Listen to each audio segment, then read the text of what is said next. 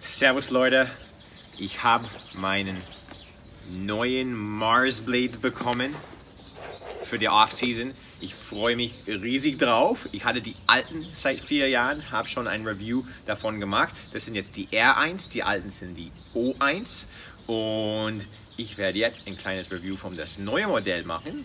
Werde erstmals die zwei unterschiedlichen Mars Blades kurz für euch vergleichen und dann fahre ich hoch zu Sweet Pocky und lasse die ummontieren auf meine neue Inliner.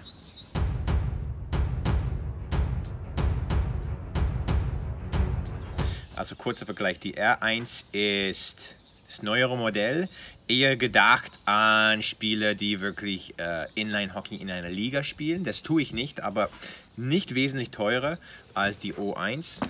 Konzept ist sehr ähnlich. Unterschied ist, hier haben wir ein Alu-Chassis, hier ist das Chassis ausschließlich aus Plastik, das heißt, das wird ein bisschen länger halten.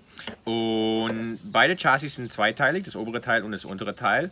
Unten ist hier Schraube, genauso wie hier unten. Einziger Unterschied, um die Lockerheit der Chassis zu ändern bzw. zu entscheiden, wie sehr der Chassis hin und her wippen würde, musste man bei den alten nur an diesen kleinen Schraube drehen und könnte man das einstellen, so wie man das haben wollte. Und beim neuen gibt es 4 unterschiedlichen, ich werde sie mal Einlagen nennen, die man dann hier oben drauf klicken würde. Ich weiß nicht zu 100% genau, wie das klappt, noch nicht. Aber und dann kann man der Profil, den sogenannten Rocker, ändern. Und je nachdem, welche Einlage drin ist, entscheidet sich, wie sehr der Chassis nach vorne oder hinten wippen würde.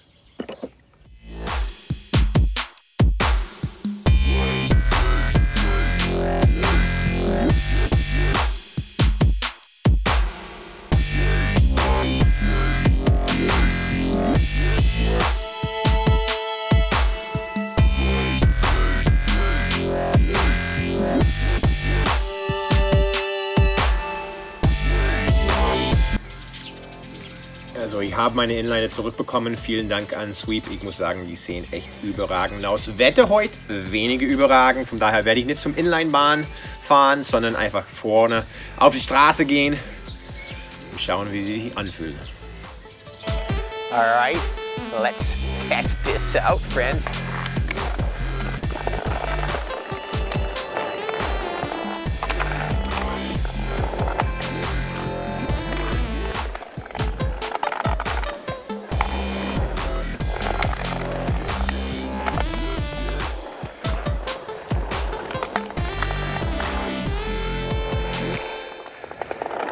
Also schon mal die ersten Eindrücke, ist es ein extrem sanfte Fahrt.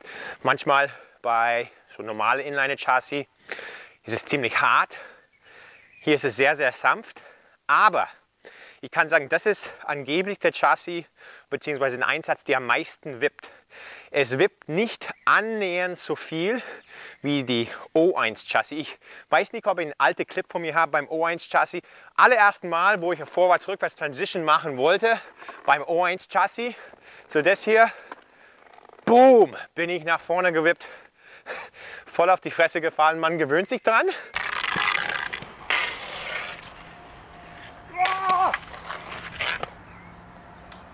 Nach ein paar Trainingseinheiten ist es richtig cool, aber die sind gewöhnungsbedürftig. Und hier hat sich gleich auf Anhieb sehr gut angefühlt.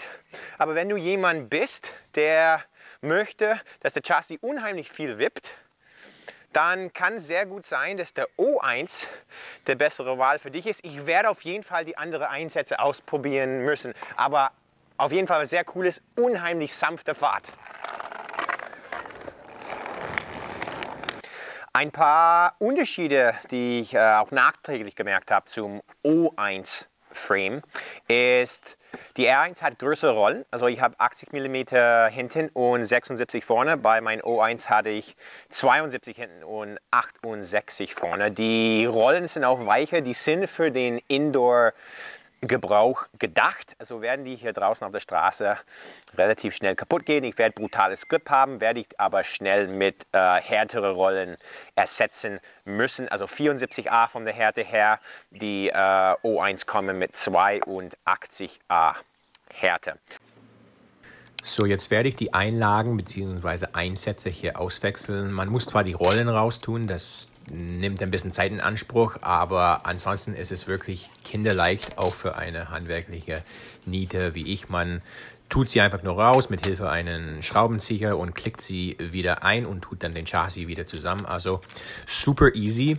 Man kann auch an die Schraube in die Mitte drehen, um die Lockerheit bzw. das Wippen zu beeinflussen. Aber es ist nicht so wie beim O1, wo man ein bisschen an die Schraube dreht und die Schraube wirkt wie eine Art Federung, dass man es wirklich durch die Schraube einstellen kann. Mein Empfinden war, wenn ich an die Schraube gedreht habe, habe ich den Chassis entweder ganz fest, aber sobald ich an die Schraube gedreht habe, dann ist es ganz locker und zwar nichts dazwischen.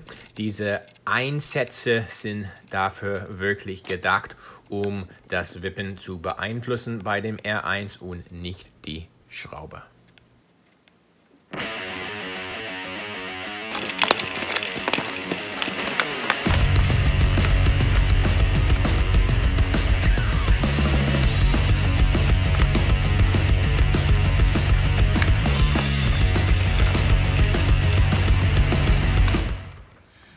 Also, ich habe die andere Einlage drin gehabt. Das ist die H8 bis T15 Einlage, die am wenigsten wippt, drin gehabt für ein paar Privatstunden und ein paar eigene Stunden. Und ich merke schon den Unterschied. Es wippt ein bisschen weniger.